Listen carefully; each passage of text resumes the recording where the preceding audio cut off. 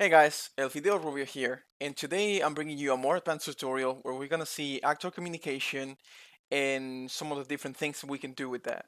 So if I click play here, this is my mannequin, and we have like a rotating component here that is also blinking, right? And if I overlap it, it would get destroyed and it would play some shake on the camera. So um, pay attention also on the lights and you're gonna see what happens now. You can see that when I overlap and the explosion triggers, the lights fade for a second, and that's what we're gonna have a look at. Well, we're gonna do everything. We're gonna do the pickup object, and then we're gonna do the communication with the lightings. So for this tutorial, what you're gonna need is like a third-person template with the starter content, and that's all you need. So in case you haven't done that before, once you open the Unreal launcher, it should look like this. And it's asking you for a new project. You just select third person template, and then here you just say with started content, and then you give it a name and create the project. That's all you have to do, right? So we're gonna start from this scene already. So we're gonna first create a folder for the blueprints that we're gonna create. So call it blueprints. And what we're gonna create first is an actor. So if we come here, blueprint class, it's gonna be an actor. It's gonna go BP.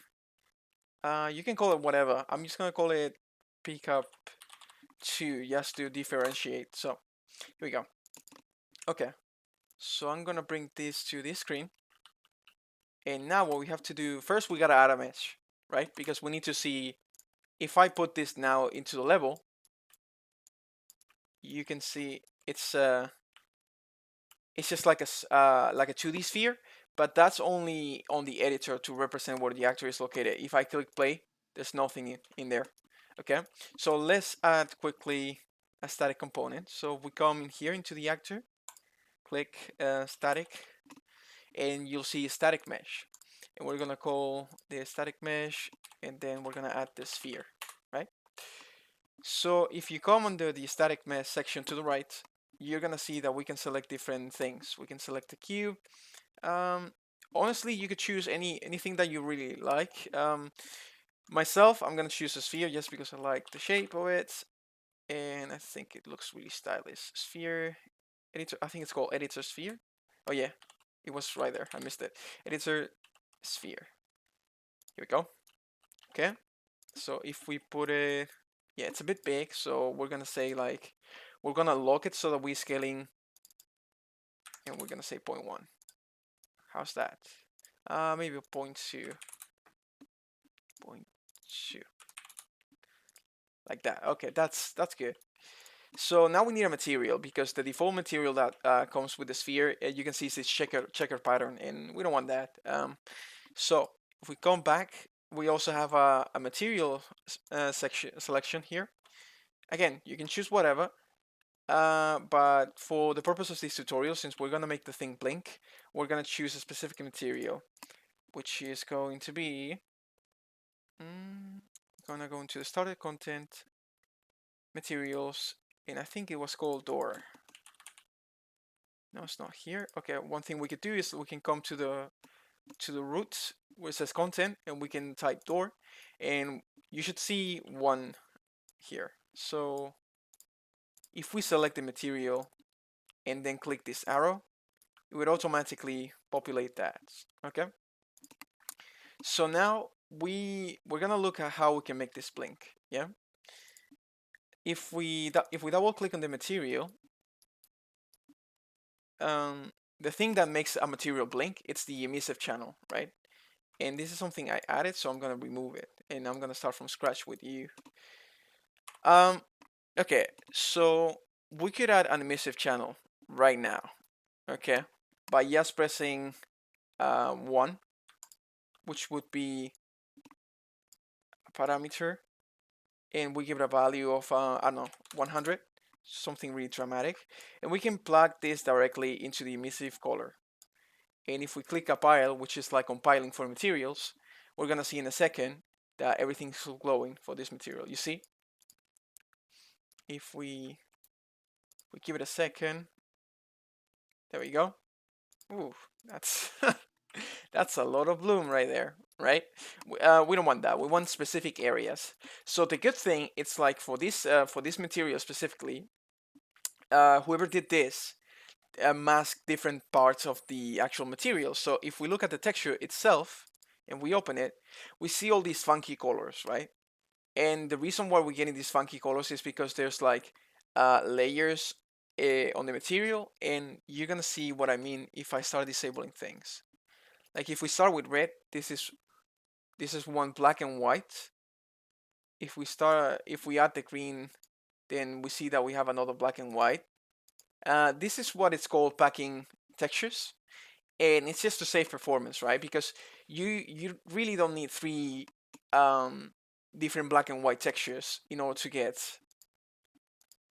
You can put all of them into the same package, is what I'm saying, and you save a little bit of memory. So we can take the blue channel from here, which is gonna be these panels, right?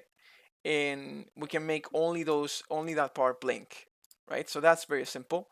What we do is, instead of coming directly from all the texture, what we're gonna do is like we're gonna grab a multiply. We're gonna grab the blue channel, which is the parts that we already seen that are masked, and then we're gonna convert this to a parameter. We're gonna call it emissive, and we're gonna set it to 1. Okay.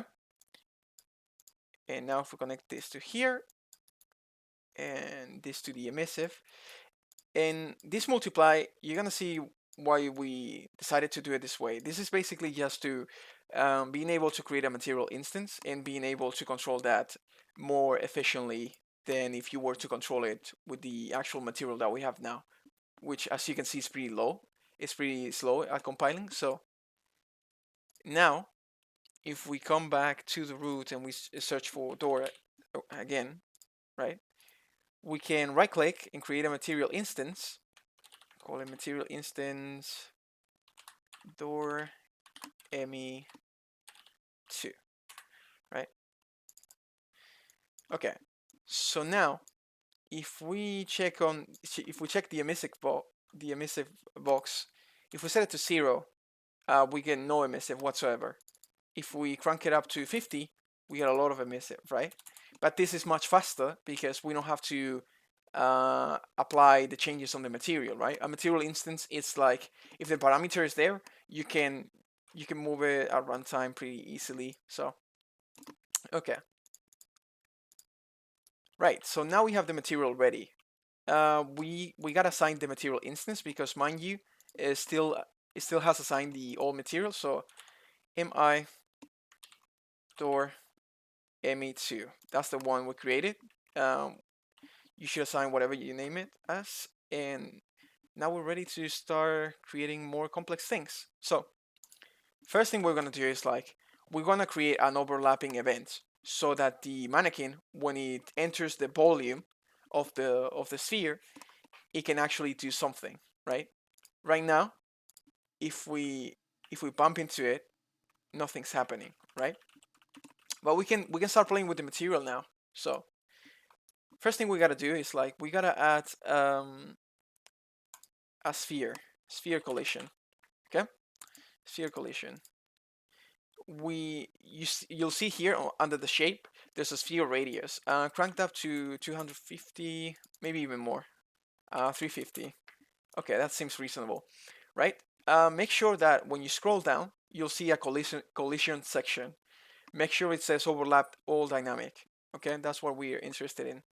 And now if we come into the components section, if we right click, we go down to add events, and on component begin overlap. Now if we move to the graph, the event graph, now we have this event. This event is basically gonna fire whenever something collides with this collision. Mind you, the invisible collision that we added, not the collision on the mesh, which those are two different things. Okay, so all we have to do now is like we only want to trigger this if the actual collision has been done by our player. So how do we do this? First, we need a reference to the player. So how we do that? In the event begin play, we're gonna need to do something called casting. Casting is basically a way to check things. Like say for instance, I want to check if this is you, right? So I'll cast to you, and it's like, hey, I want a reference so that this is you, right? That's not a very good analogy, but okay. Hopefully, I can explain you more as we go. Cast to third person character. Okay. So why the third person character? You might be asking. Well, if we come into the level and if we select our guy, he's the BP itself is called third person character, so that's why. And we need to get the character from here. Get character, get player character. That's the one, right? All we have to do, right? We need to save this reference. So we do that by promoting to a variable, and we're gonna call this variable character reference. Okay. So now we do have a reference to the player. So what we're gonna do is like whenever the whenever the character reference, and by the way, I did just that by dragging this and also holding control. Okay, and you'll get this little thing. So okay, if the other actor that is overlapping our sphere, it is our character, then we're gonna execute the logic. So how do we do that? Well, we have a equal object that serves as a comparison, right? So we can say like, is the other actor equal to the player character? If so, do this, right? And the way we check if something is true or false, it's with a branch. Think about it as an if statement, right? And this is gonna return either true or false. We're gonna add some print strings, right? We're gonna duplicate this one with Control W, and we're gonna hook this ones up. One is gonna say true, or actually a little trick before we go into the branch. Here's something you could do. If you don't want to do two print strings, you can just come in here, connect the boolean directly. It'll convert it to a text, the boolean, and then we can hook this up directly. So now if you come here, let me make the screen bigger. You can see right there it says true, and when I leave, it doesn't say anything, right? So now we know that we are overlapping with our character, so that's fine. Why don't we do now the blinking, right? So the blinking we're gonna do with a sequence, not a sequence, sorry. What's it called? A timeline. Timeline. Here we go. A timeline is basically a node that allows you to animate anything in terms of light intensities, mesh movements, anything really. You shouldn't use it for character meshes, right? You should have like animations for that. Sorry. So let's go. Let's call this light flicker. Oops, it autosave. Light flicker. There we go. Now, if we double click, we're gonna jump inside of it. So what we have to do is we have to click on this F, add float track, and this is basically gonna add a track, right? So we're gonna say that the length of it is gonna be every 2 seconds, right? And we gotta check use last keyframe, okay? So in the beginning, and by the way, we add these little diamond things are called keyframes, and we add keyframes by holding shift and left clicking, right? And then we can come here and you'll see a time and a value. So if we set the time to 0, right, that means that it'll start to 0 the intensity of it and the time as well. And now we can come into here and say maybe time 1. Time 1 is gonna be a value of 1, right? And then we can add another one, and we're gonna say at time 2 it's gonna be 0. right? So it's like a peak, boom, boom, you know. And actually, we don't want to use last keyframe. We're gonna choose loop because we want this to be looping, right? So now, let me go back into the event graph here, and we're gonna set this on begin play, and it's gonna play from the start, okay? And what we have to do is we gotta graph our static mesh sphere. Again, I'm just dragging and dropping it, but holding control, right? And now, if we drag from here, we say set scalar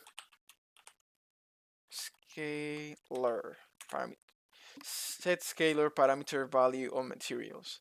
So remember that little thing that we did on the door? Let me open the door, not the instance, but the material itself.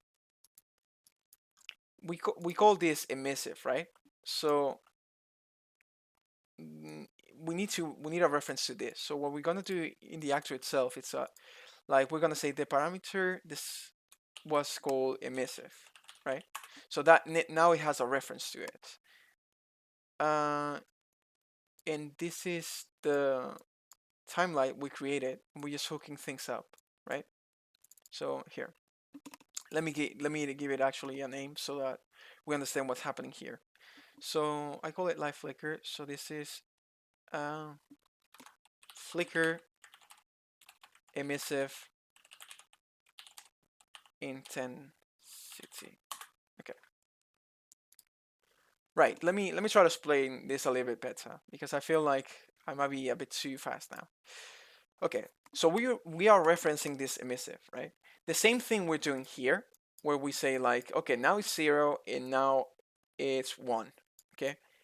We are doing this inside of blueprints, right? The only difference is we are, instead of like having a slider, we're doing it with a curve. We're saying like start at 0 and it's like completely opaque. Then at second 1, you're gonna be an intensity of 1, which is gonna light up. And then at second 2, it's gonna be again an opacity, an emissive intensity of 0. So it's gonna go like up and down because it's looping. Remember we checked this checkbox, right? So, and all we do afterwards, when we come into the event graph, we are setting that curve that we created, which is called flicker emissive intensity, to the parameter value, which again, it is the slider that we're moving here. This is the value itself. So hopefully that makes sense. If it doesn't, let me know in the comments and I'll try to explain it better. So now we can see it's flickering. There you go. That's perfect. That's all we wanted. So now that we got the flickering, why don't we add the rotating component? This is very simple. We just have to look for in the components rotating movement.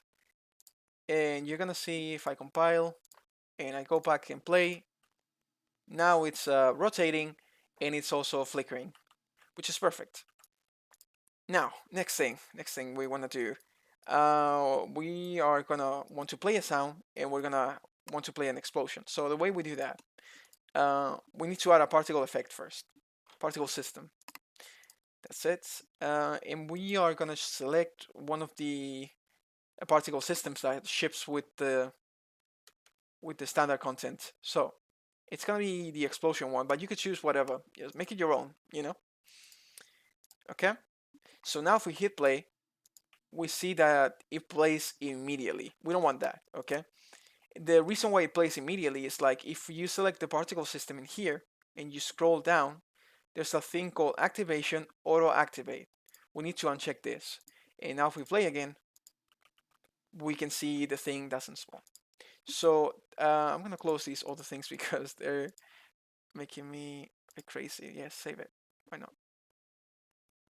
So what we wanna do now is like, as we overlap, we are gonna trigger the activation of the particle system, not before. So we're gonna again grab this by holding control and dropping, and we're gonna say activate, set activate. Okay. Target is actor component. Yes.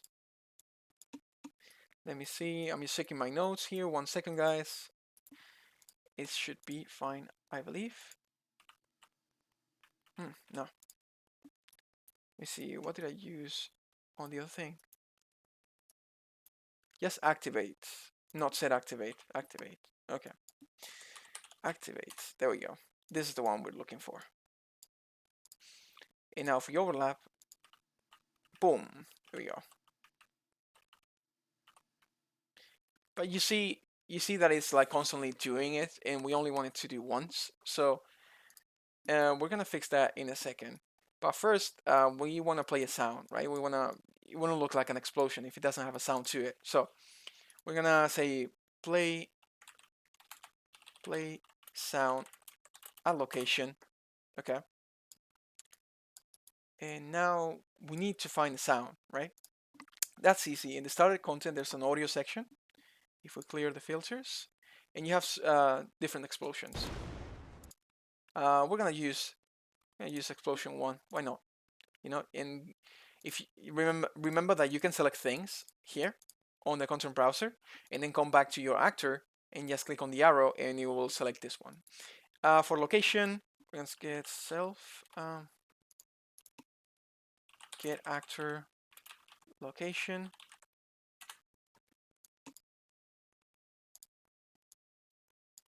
Okay.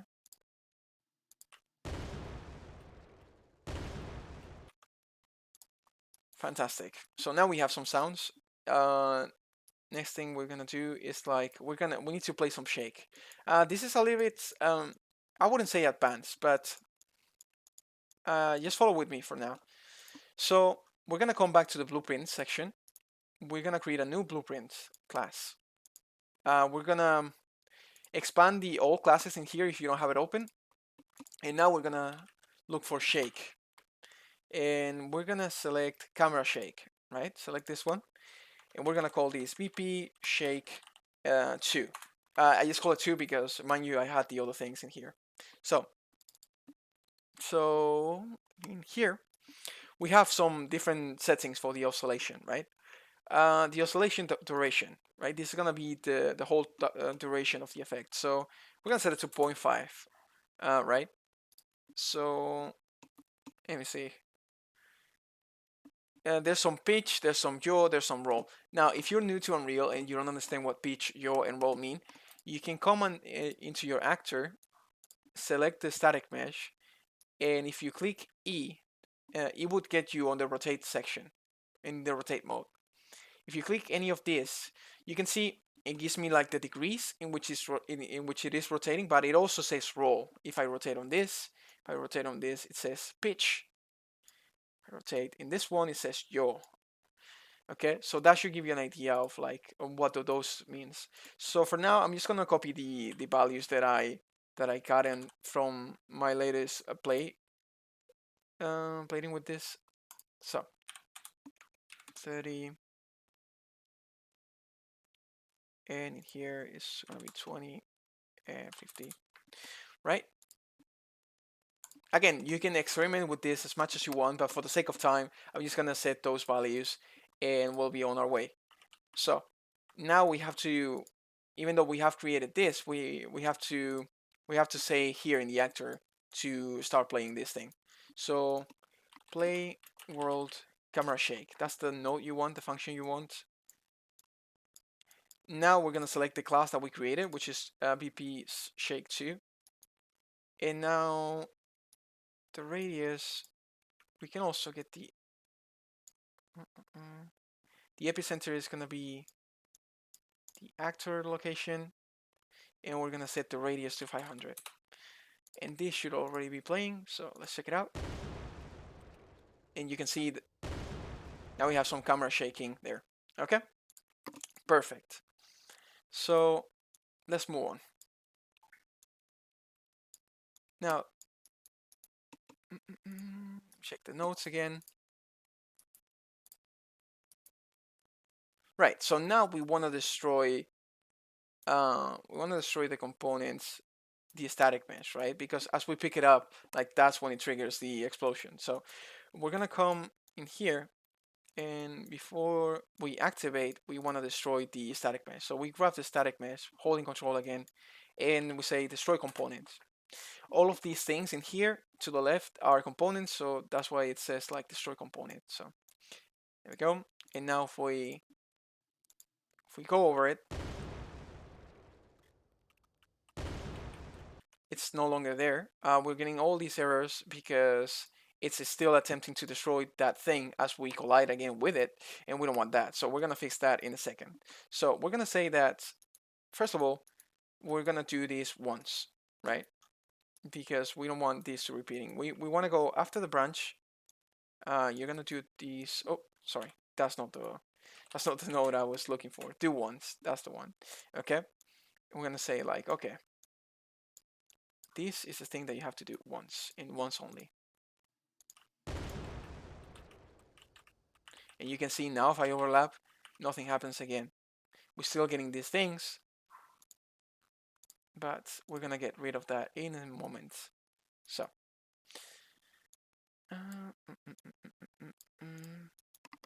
Now, we want to completely destroy the actor as soon as it finishes like playing the particle effect. So I was looking through the particle effect. I was trying to see if it's finished. Aside on system finish bind. So what I ended up finding in the end is like we need to use a bind event on system finish. So we're gonna do that. Bind event on system finish. Here we go. Right. So we're gonna connect this here, and this is basically an event dispatcher. And event dispatchers are like a sort of a way of communicating that allows you to communicate with a lot of actors at the same time. And we're gonna see that in a second. Custom.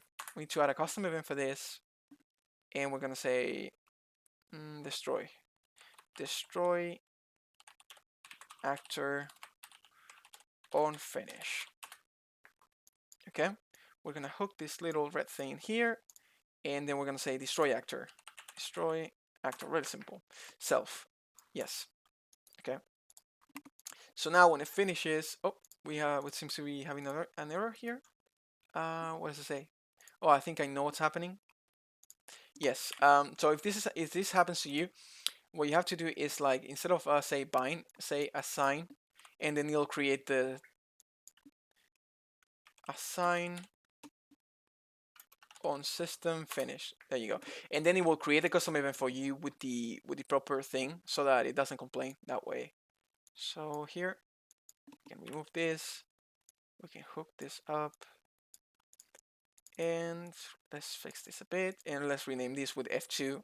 Destroy actor unfinished. Go. If we compile now, everything should be all right.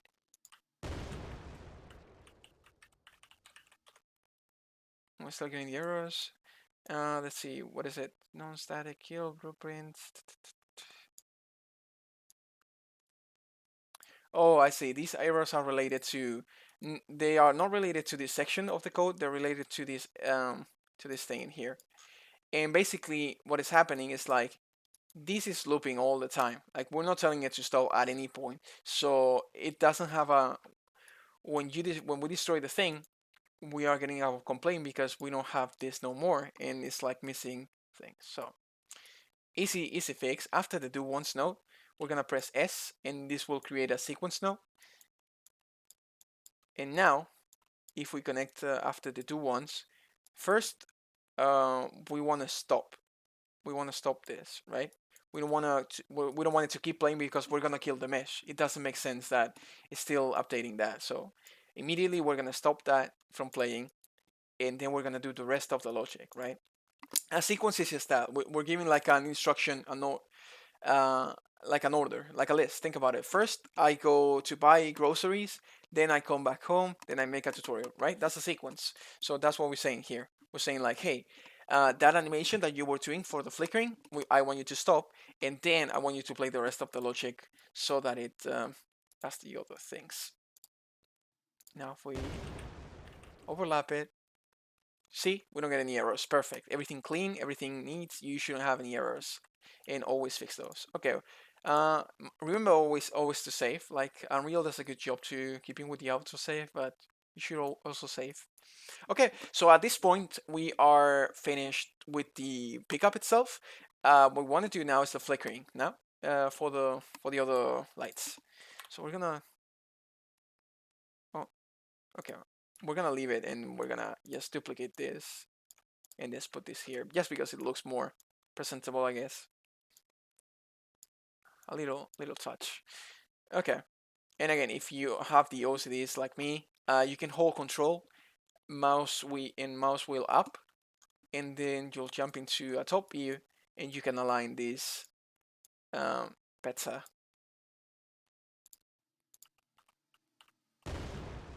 There you go. Fantastic. Oh, and to get back, just in case you don't know how to get back, you do the same thing, control, and then you hold mouse. But now you gotta aim your line like this, and it will get you. And if not, there's also you can come in under here and just select perspective, which is the shortcut is Alt G. But I like to use the mouse because it's faster for me. Anyway, so lights. So we can comment under the static content, and there's a blueprint section, and there's a blueprint ceiling lights. I don't want to touch this once because I already did the logic for mine. So we're gonna do the logic inside of this one. So what we're gonna do now is like we open the blueprints, and let me go on my notes real quick. So okay, here's what we're gonna do. First, we need a reference now to the actual actor that is getting destroyed, the pickup actor, right? That's pretty easy to do. We're gonna create like a pickup actor reference. Just create a new variable. We need to change it from booleans to pickup. In my case, it's the pickup two, right? And then we gotta choose instance editable and expose on spawn. Those two things, right? This is gonna allow us now to, if we click on any of these actors in the level, we have here under the default pickup actor reference. If we click on the drop down, we can assign now our our blueprints, and we have to do it for each one of them. So don't forget to do that. There we go, almost done. And now, like this, it has a reference without the need to cast or anything. It's just basically communicating with between the level, and that's all good. So now we can start doing things with this reference, right? So on event begin play, we're gonna say like, hey, when this it gets overlap on overlap, yes. Okay, I'm gonna say like assign like we did before on overlap, right? And now we get this binding here. We can hook up. We can rename this with F2, which is like this is gonna be like on overlap logic. Okay. So now what do we want to do here? We just want to flicker the lights, and you know how to do this. We already done it. So it's a timeline, right? And lights flicker. Okay. And we are gonna play it from the start. We're gonna jump into it, and we're gonna create a new track, and it's gonna call light intensity. Okay. Again, we can set just this to 2 seconds, really. And now it's a bit different because we have to come here under the point lights. We can reset the intensity to be the default, and the default is 5,000. So here we're gonna start at 0 times 0 and a value of 0 as we overlap, and then on the last minute we're gonna make a new one here and a new one here, right? And we're gonna say for this one use last keyframe. It's more like a sharp thing, because you're gonna see why in a second. This should be the default value that it has. So it was 5,000, so we need to give it that 5,000. Okay. So now, if we come again into the event graph, the last thing we need to do is like grab the point light, holding control, set light intensity, and say like update, and then we set the new intensity like this. And that should be it to do the flicker. So let's see what happens when I do it.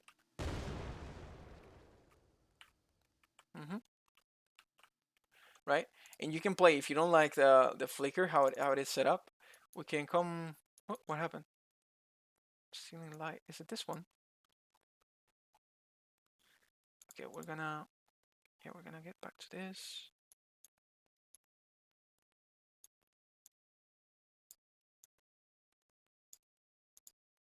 Okay, 5,000, and this should be 0 at a time of 2.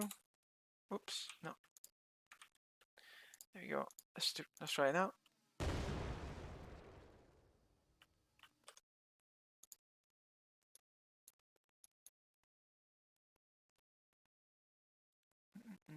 Yeah, I'm not too happy with the results, so I'm gonna quickly do something here. That should give it a little bit more.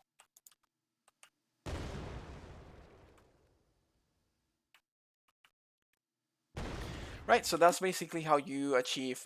In this tutorial, we have learned how we can communicate between actors that are in the level. We have learned how to use event dispatchers a little bit and see how we can like attach this to several events. And yeah, I hope you liked the video. I know it was a little bit long, but I wanted to go over all the things in this tutorial. And if you have any doubts, feel free to post in the comment section. Make sure to subscribe and make sure to like this video. I'll see you guys later. Bye bye.